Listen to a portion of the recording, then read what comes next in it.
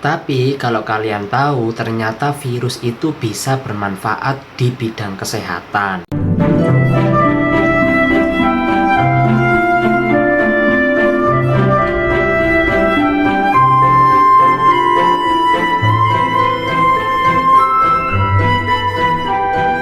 Halo semuanya, welcome back to my channel Raam Official.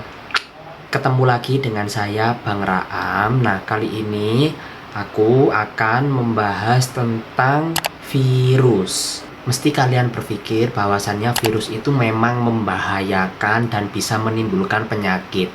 Nah, itu memang benar ya guys. Tapi kalau kalian tahu, ternyata virus itu bisa bermanfaat di bidang kesehatan. Mau tahu penjelasannya bagaimana? Simak video ini sampai selesai ya guys.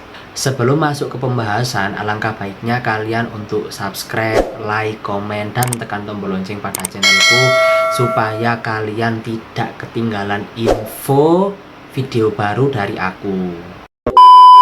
Nah, materi virus ini merupakan materi biologi kelas 10. Nah, di sini virus terbagi menjadi dua bab. Untuk bab yang pertama yaitu sejarah virus, asal mulanya virus dan ciri-cirinya bagaimana. Dan untuk bab yang kedua yaitu macam-macam virus serta perannya di dalam kehidupan kita. Kita masuk kepada bab yang pertama yaitu asal mulanya virus dan ciri-cirinya virus itu bagaimana. Virus ini ditemukan oleh Bapak Adolf Meyer. Beliau melakukan penelitian terhadap tumbuhan tembakau. Waktu itu beliau kepo, loh kok tumbuhan tembakau ini warnanya kuning, kira-kira kenapa kok bisa warna kuning ini? Akhirnya beliau melakukan penelitian. Akhirnya beliau meneliti, loh kok ada makhluk mikroskopiknya. Nah, ternyata makhluk tersebut itu dinamakan sebagai penyakit mosaik. Nah, penyakit mosaik ini disebabkan oleh virus PMV. Nah, kemudian penelitian ini diteruskan oleh Bapak Dmitri Ivanovsky. Beliau melakukan pemfilteran atau menyaring daun yang bercak kuning tadi. Dengan hasil filter tadi kemudian ditularkan kepada tanaman yang tidak terkena penyakit.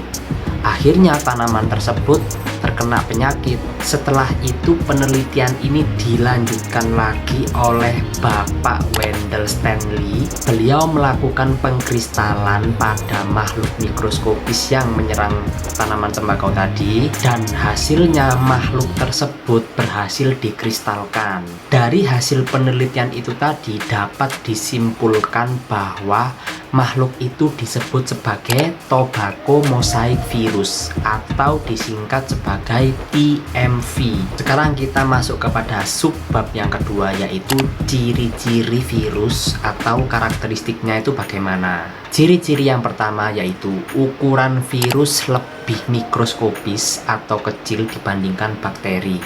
Kemudian ciri-ciri yang kedua yaitu virus itu dapat mati dan bisa hidup.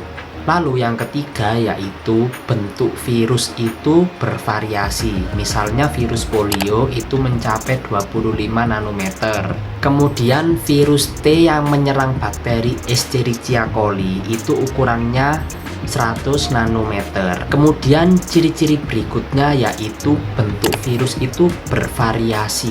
Ada yang berbentuk bulat, ada yang berbentuk bakteriofag, ada yang bentuknya oval, kemudian ada yang berbentuk seperti batang, kemudian ada yang berbentuk seperti jarum. Nah, yang berbentuk bulat itu seperti HIV, kemudian influenza, kemudian virus zaman sekarang yaitu corona. Yang bentuknya oval itu seperti rabies, lalu yang bentuknya batang seperti virus tadi yang menyerang tanaman tembakau TMV. Kemudian yang bentuknya jarum itu tungrovirus. Kemudian kita masuk kepada ciri-ciri yang berikutnya yaitu struktur virus dan fungsinya sebagai apa. Nah, yang pertama kapsid. Kapsid itu berfungsi sebagai pelindung virus dan kemudian pembentuk virus. Kemudian yang isi tubuh yaitu berisi bahan genetik seperti DNA dan RNA. Lalu ada ekor yang berfungsi sebagai parasit obligat. Nah, maksudnya parasit obligat itu gampang menempel pada makhluk yang lain. Misalnya seperti virus T itu menempel pada bakteri E. coli. Kemudian kepala virus itu berisi DNA, RNA, di mana DNA, RNA itu merupakan bahan genetik bagi kehidupannya, di mana di dalam situ tersusun protein. Kemudian ciri-ciri yang keempat yaitu cara hidup virus. Nah, cara hidup virus ini bagaimana? Caranya yaitu dia melakukan parasit obligat kepada hewan, manusia, kemudian bisa ke bakteri. Nah, parasit obligat ini artinya yaitu menempel ya. Nah, selain menempel kan berasal dari kata parasit ya guys, parasitisme. Artinya dia menempel tapi bisa merugikan ke makhluk yang dia tempeli.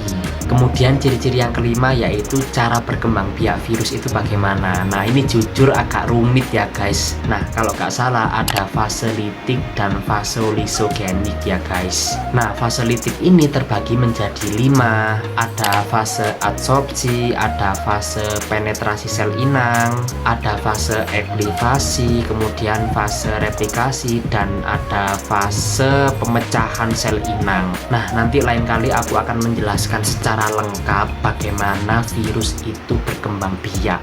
Sekarang kita akan masuk ke dalam bab yang kedua, yaitu macam-macam virus serta perannya di dalam kehidupan kita. Nah, perannya dia di dalam kehidupan kita itu ternyata ada yang bermanfaat loh guys. Nah, yang pertama, virus itu bisa menguntungkan ketika virus ini itu dimanfaatkan sebagai cloning gen. Nah, cloning gen itu apa sih? Cloning gen ini merupakan produksi atau penciptaan ADN secara genetik yang digunakan untuk kepentingan manusia. Contohnya yaitu virus dimanfaatkan sebagai hormon insulin, di mana kegiatan tersebut itu bisa menyembuhkan penyakit diabetes mellitus. Nah, bisa juga digunakan sebagai terapi gen, kemudian bisa juga di bidang pertanian yaitu digunakan sebagai mengendalikan serangga atau mencegah serangga yang akan menyerang kepada tumbuhan. Nah, itu peran virus yang menguntungkan. Sekarang peran virus yang merugikan itu sangat banyak sekali ya guys. Ada yang merugikan di hewan, manusia, sama tumbuhan. Kalau di manusia seperti HIV, kemudian rubella, monkeypox, cacar monyet, corona, hepatitis, herpes simplex virus, dan masih banyak lagi ya guys. Kemudian ada yang merugikan di hewan seperti rhabdovirus, itu menyerang sistem saraf pada anjing dan kucing. Lalu ada sarkoma virus yang menyebabkan tumor pada ayam. Kemudian virus yang merugikan pada tumbuhan yaitu seperti yang aku jelaskan tadi di awal-awal, yaitu virus TMV, tobacco mosaic virus. Lalu ada virus tungro yang menyerang pada padi. Kemudian kita masuk kepada subbab yang kedua, yaitu pengelompokan virus berdasarkan asam nukleatnya. Itu terbagi menjadi 2, yaitu virus ARN sama ADN. Nah, ADN ini ada poliovirus, kemudian ada rubella sama herpes simplex virus. Nah, mereka ini bisa menimbulkan penyakit pada manusia seperti virus herpes simplex virus itu bisa menyebabkan tumor atau kanker. Kemudian ada virus polio, itu bisa menyebabkan penyakit polio. Lalu ada virus rubella, itu bisa menyebabkan penyakit campak. Kemudian ada kelompok ARN, itu ada 3 virus, ada hepatitis, kemudian ada rhabdovirus sama reovirus. Nah, yang rhabdovirus ini bisa menyebabkan penyakit anjing gila yaitu rabies. Kemudian hepatitis ini bisa terbagi menjadi dua, ada hepatitis A sama hepatitis B. Banyak sekali ya guys. Nah, hepatitis A dan hepatitis B ini akan menyebabkan penyakit hepatitis. Kemudian kalau seseorang yang terkena hepatitis A itu gejalanya berbeda sama hepatitis B, itu sudah masuk ke bidang kedokteran ya guys. Nah, aku akan menjelaskan dasarnya saja ya guys. Tapi kalau kalian ingin lebih tahu, ingin mengetahui lebih dalam, kapan-kapan aku akan membuatkan video bagi kalian. Lalu ada reovirus. Nah, reovirus ini bisa menyebabkan muntah dan diare. Oke, sekian dari video ini. Jangan lupa untuk subscribe, like, komen, dan tekan tombol lonceng pada channelku. Nah, aku selalu mengingatkan ya guys, seperti biasa, kalau kalian excited dengan gambaran komikku yang ini, kalian bisa kunjungi di channel keduaku, yaitu Raam Drawing Official. Nah, channel Raam Drawing Official ini berisi tentang timelapse gambar komik. Mampir ya guys, tapi ya jangan lupa untuk subscribe juga ya. Oke, terima kasih kalian telah menonton video ini. Kalian belajar mempeng-mempeng, kalian serius melihat video ini. Aku terima kasih banget pada kalian. Semoga kalian diberi kesehatan, kemudian semangat belajar untuk meraih masa depan kalian. Dan tentunya doakan aku juga supaya sehat dan bisa membuat konten untuk kalian semua. Oke, sekian dari video ini. Sampai jumpa pada video berikutnya.